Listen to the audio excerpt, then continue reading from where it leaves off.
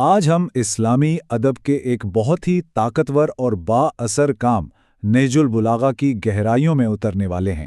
یہ ایک ایسا مجموعہ ہے جو فصاحت و بلاغت اور گہری حکمت سے بھرا ہوا ہے۔ اس نے اپنی قدرت سے مخلوق کو پیدا کیا، اپنی رحمت سے ہواؤں کو پھیلایا اور لرزتی ہوئی زمین کو چٹانوں سے مضبوط کیا۔ یہ الفاظ پہلے ہی خطبے سے لیے گئے ہیں اور یہ اس متن کے انداز اور اس کی گہرائی کا فوراً احساس دلا دیتے ہیں۔ تو سوال یہ ہے کہ یہ گہرے الفاظ آئے کہاں سے ہیں؟ دراصل یہ ایک ایسی کتاب کا حصہ ہے جس کا عنوان ہی اس کے جوہر کو بیان کر دیتا ہے۔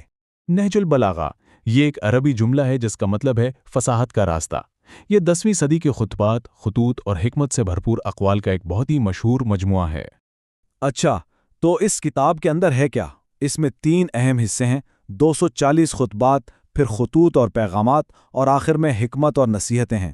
موضوعات بھی بہت گہرے ہیں: وجود، الہیات، اخلاقیات اور تاریخ پر غور و فکر۔ مطلب یہ کہ یہ ایک بہت ہی جامع کام ہے۔ تو اب بات کرتے ہیں اس شخص کی جس نے اس عظیم کام کو مرتب کیا، جس سے اس متن کو ایک انسانی تاریخ ملتی ہے۔ یہ ہیں شریف رضی، ایک مشہور عالم جنہوں نے 11ویں صدی کے شروع میں اپنی جوانی میں ہی اس بڑے منصوبے کو شروع کیا۔ ان کا مقصد بلاغت کے ان موتیوں کو ایک جگہ جمع کرنا تھا۔ دلچسپ بات یہ ہے کہ شریف رضی نے اپنے دیباچے میں خود بتایا کہ انہوں نے یہ کام کیوں شروع کیا۔ وہ اصل میں ائمہ یعنی اہل بیت کے روحانی پیشواؤں کے فضائل پر ایک کتاب لکھ رہے تھے، لیکن ان کے دوست امام علی کے چھوٹے چھوٹے حکمت سے بھرپور اقوال سے اتنے متاثر ہوئے کہ انہوں نے اصرار کیا کہ ان کے تمام ارشادات کا ایک الگ مجموعہ تیار کیا جائے۔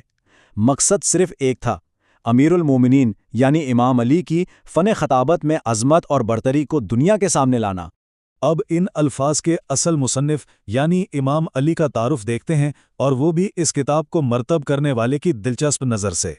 شریف رضی خود لکھتے ہیں، یہ امیر المومنین کی ان حیران کن خصوصیات میں سے ایک ہے جس کے ذریعے انہوں نے اپنے اندر متضاد صفات کو جمع کیا اور مختلف عظمتوں کو ایک ساتھ جوڑ دیا۔ یعنی شریف رضی کے لیے یہ تضادات کوئی کمزوری نہیں تھے، بلکہ ایک کامل انسان کی نشانی تھے جس میں روحانی گہرائی بھی تھی اور دنیاوی قیادت بھی۔ اب دیکھیں، ان متضاد خوبیوں میں سے پہلی یہ ہے، ایک طرف تو وہ تقوی اور عبادت پر ایسا کلام کرتے ہیں جیسے کوئی دنیا سے الگ تھلگ رہنے والا زاہد ہو، اور دوسری طرف وہی شخص میدان جنگ میں ایک بہادر جنگجو کی طرح دشمنوں کو شکست دیتا ہے۔ دوسرا تضاد اس سے بھی دلچسپ ہے کہ انتہائی پرہیزگاری اور خدا کا خوف رکھنے کے باوجود ان کے لبوں پر ہمیشہ ایک شگفتہ مسکراہٹ رہتی تھی۔ ان کے چہرے پر کبھی بھی کسی خشک زاہد کی طرح تیوری نہیں ہوتی تھی۔ اچھا، تو اب جب ہم کتاب، اس کے مرتب کرنے والے اور اس کے مصنف کے بارے میں جان چکے ہیں، تو آئیے پہلے خطبے کی طرف واپس چلتے ہیں۔ خطبے کا آغاز ایک ایسے خدا کے ذکر سے ہوتا ہے جو انسانی تصور سے کہیں بالاتر ہے۔ اس کی پاکیزگی اس بات میں ہے کہ اس کی کوئی محدود صفت بیان نہ کی جائے، کیونکہ ہر صفت اسے محدود کر دیتی ہے۔ یہ ایک بہت گہرا نکتہ ہے۔ اس خطبے میں کائنات کی تخلیق کا سفر بھی بڑے دلچسپ انداز میں بیان ہوا ہے۔ پہلا مرحلہ ایک خالی فضا ہے جو طوفانی پانی سے بھری ہے، پھر ایک طاقتور ہوا چلتی ہے اور اسے تہ در تہ 7 آسمانوں میں بدل دیتی ہے۔ دوسرا مرحلہ ان آسمانوں کو فرشتوں سے آباد کیا جاتا ہے جو مسلسل عبادت میں مصروف ہیں، کوئی سجدے میں، کوئی رکوع میں، اور کبھی نہیں تھکتے۔ اور پھر آتا ہے تیسرا مرحلہ آدم کی تخلیق کا، جنہیں سخت، نرم، میٹھی اور کھٹی مٹی سے بنایا گیا، اور پھر ان میں الہی روح پھونکی گئی۔ اور پھر وہ فیصلہ کن لمحہ آتا ہے جب اللہ فرشتوں سے اپنے وعدے کو پورا کرنے کو کہتا ہے اور آدم کو سجدہ کرنے کا حکم دیتا ہے۔ سب سجدہ کرتے ہیں سوائے ابلیس یعنی شیطان کے۔ اس کی خود پسندی اسے روک دیتی ہے اور یہیں سے اس کی دشمنی کی ابتدا ہوتی ہے۔ تو تخلیق کے بیان سے آگے بڑھ کر اب دیکھتے ہیں کہ اس خطبے میں انسانیت کا خدا کے ساتھ تعلق کیسے بیان کیا گیا ہے۔ حضرت آدم کی لغزش کے بعد انسانیت کو تنہا نہیں چھوڑ دیا گیا، بلکہ الہی منصوبہ اپنے اگلے مرحلے میں داخل ہوا۔